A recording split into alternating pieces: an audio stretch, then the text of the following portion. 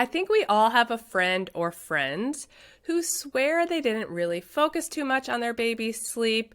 They just put them down and they sleep really well without them really having to put much thought or effort into it.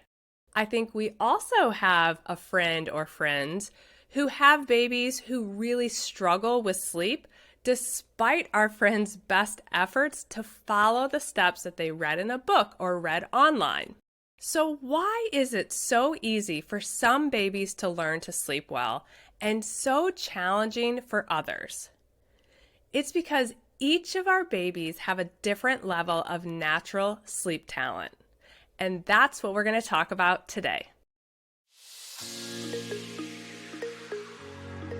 Hi, I'm Allison Egidi, a pediatric sleep and wellness coach and a mom of two. I love to help parents find solutions. This is How Long Till Bedtime.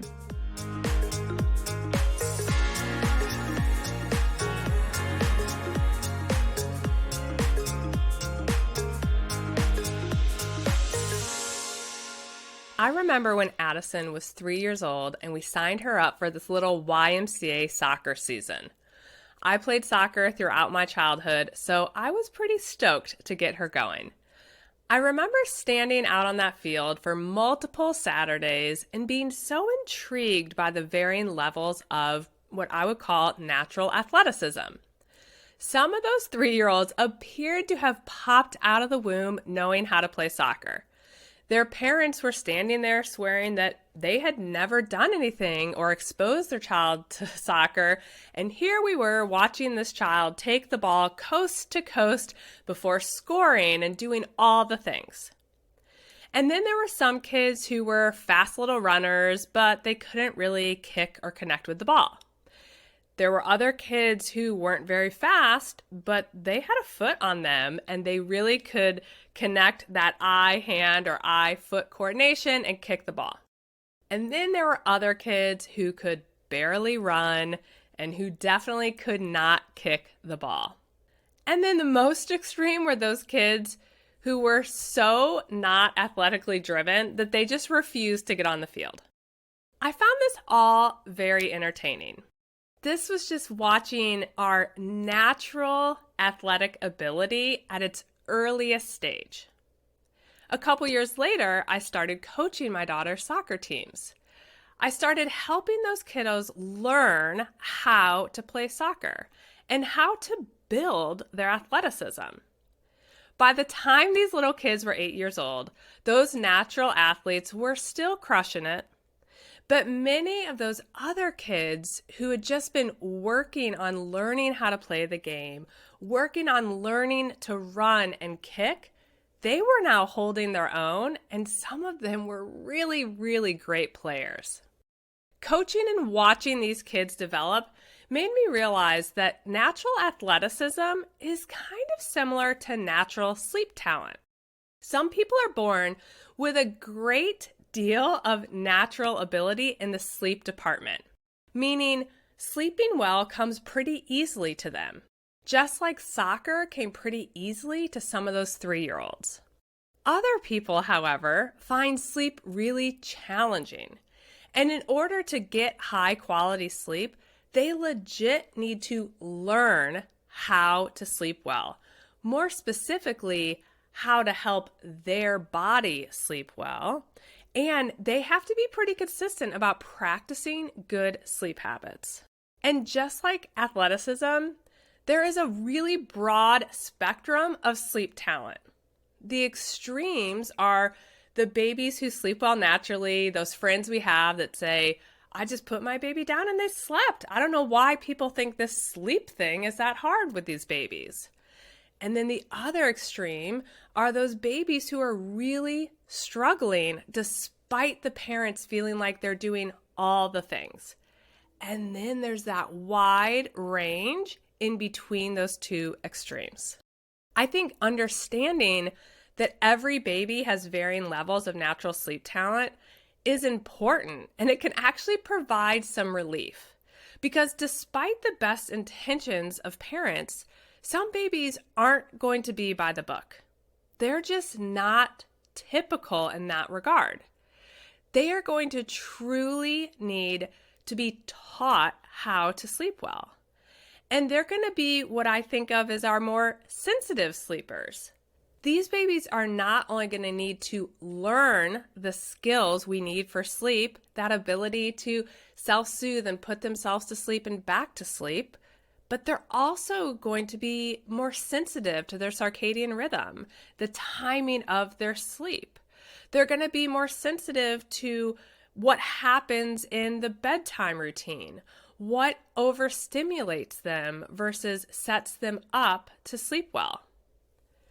When we think about that broad spectrum of natural sleep talent, I like to compare it to a sleep puzzle, or I should say compare sleep to being a puzzle. Some babies have a 25-piece sleep puzzle. These are big pieces, and it's pretty easy to figure out how to put them together and build that puzzle. You just need to get enough in the right place, and then it's pretty easy because the rest just falls into place because it's really clear where those pieces need to go. Other babies have a puzzle that's 1,000 little pieces. They have all these tiny pieces, and it's trickier to put them together.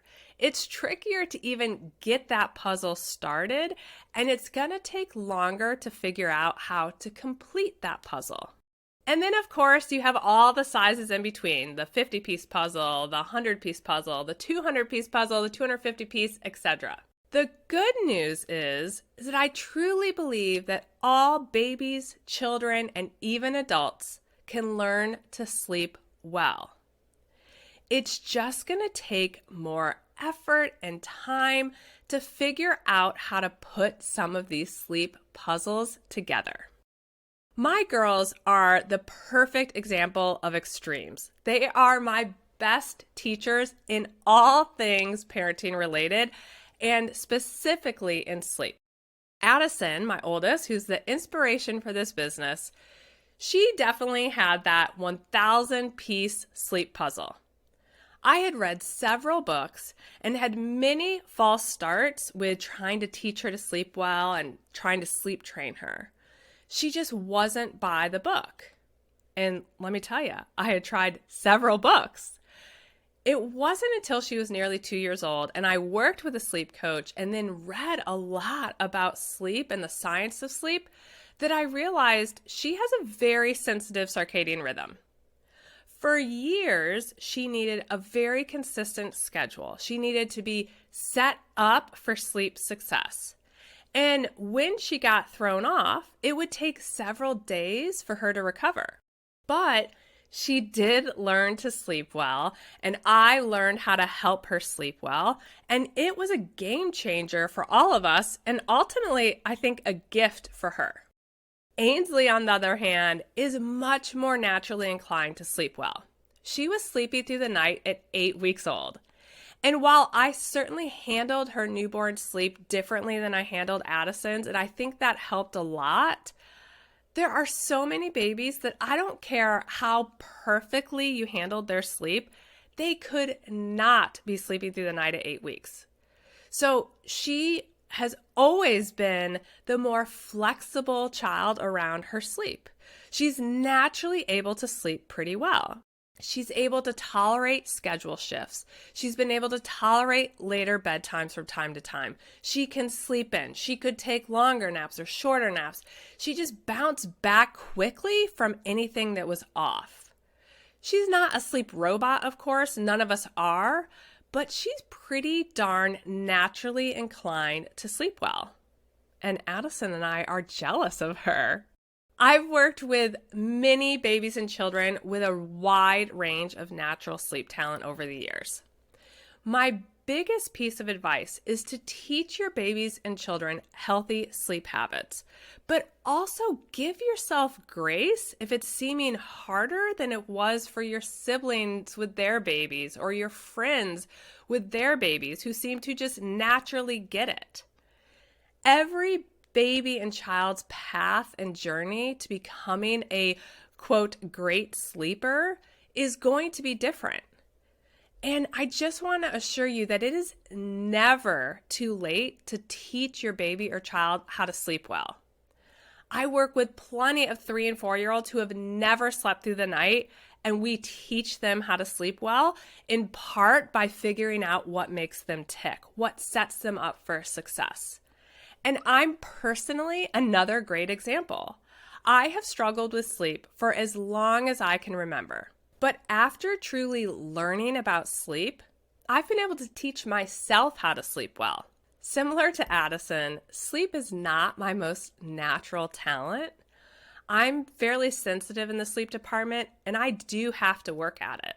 But I have learned how to set my body up to sleep well. Teaching our kids how to sleep well is not always easy, but it is a wonderful gift that we can give them and give ourselves. I hope this episode helps you think about our children's sleep and maybe even your own sleep a little bit differently. If you know someone who likely has a baby or child who doesn't have as much natural sleep talent as some others, share this episode with them.